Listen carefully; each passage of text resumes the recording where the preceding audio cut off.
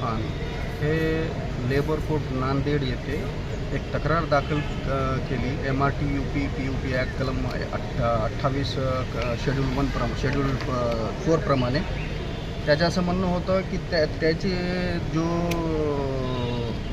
Termination होता ते गैरकायदेशीर होता. त्यामुळे त्यांनी लेबर कोर्ट नांदेड येथे सदरील प्रकरण दाखल केलेली आहे. कलेक्टर परभणी यांना पार्टी केलं होतं आणि नगरपालिका पूर्णा यांना पार्टी केलं होतं.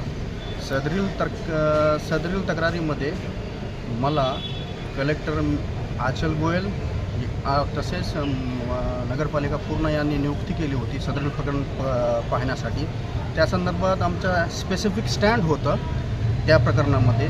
त्याचं असं आमचं म्हणणं होतं की जे काही त्यांची नियुक्ती होती ती गैरकायदेशीर होती. कोणत्याही प्रकारचा त्या प्रकरणामध्ये त्याचे एक वडील होते.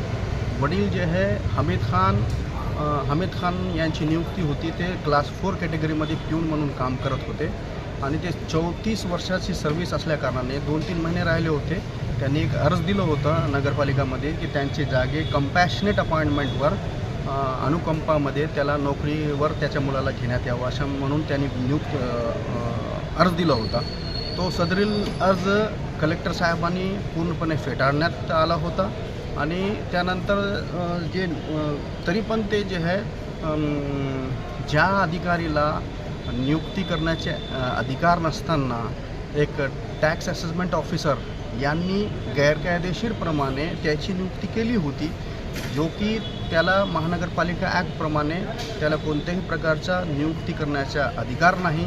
ते पूर्ण बाबी इन्क्वायरीमध्ये कलेक्टर साहेब आचल गोयल मॅडम यांच्या निर्देशनात नगरपालिकेच्या अधिकाऱ्यांनी यांनी आणून दिलं होतं.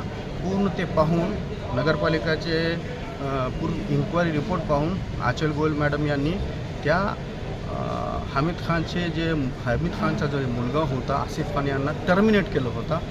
तेच स्टँड आम्ही लेबर कोर्ट नांदेड यांच्याकडे पूर्णपणे लेबर जज साहेबासमोर आम्ही आमची बाजू मांडली होती आणि त्याच्यात ते सर्क्युलर जे दाखल केलेलं होता सर्क्युलरमध्ये पूर्णपणे हे दाखवून दिलं की अनुकंपा कोणत्या आधारावर होऊ शकतो. अनुकंपा ज्यावेळेस एखाद्या माणसाला कर्करोग झाला त्यावेळेस अनुकंपा गृहीत धरता येणार आणि अनुकंपा ॲज अ लीगल राईट म्हणून गृहीत धरता येणार नाही. ते जे आहे डिपार्टमेंटचा एक अधिकार आहे. अनुकंपा ॲज अ राईट म्हणून क्लेम करता येणार नाही. म्हणून court has come to conclusion जे पूर्ण प्रक्रियामध्ये जे अपॉइंटमेंट झाला पूर्णपणे इलिगल आहे according to the Maharashtra municipal acts प्रमाणे आणि COला अधिकार होता अपॉइंटमेंट करण्यासाठी. या प्रकरणामध्ये COने अपॉइंटमेंट दिले नाही. त्या कारणाने पूर्ण बाबी ऐकून कोर्टाने जे ऑथॉरिटी दाखल केलेलं आहे सर्क्युलर दाखल केलेलं पूर्ण अप्रिशिएट करून court has come to conclusion complaint has been rejected.